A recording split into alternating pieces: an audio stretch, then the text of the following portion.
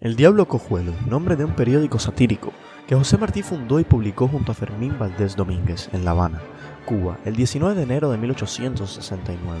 En sus 4 páginas aparecieron un editorial y varias notas satíricas, donde se reflejaban las desigualdades sociales, la corrupción política y la opresión que sufrían los cubanos bajo el dominio colonial español.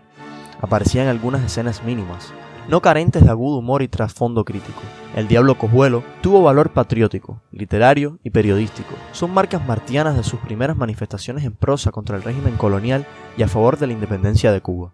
Cuando salió a la luz El Diablo Cojuelo, Martí estaba a 9 días para cumplir los 16 años, pero su voz ya es inmortal. Es el primer grito político de Martí.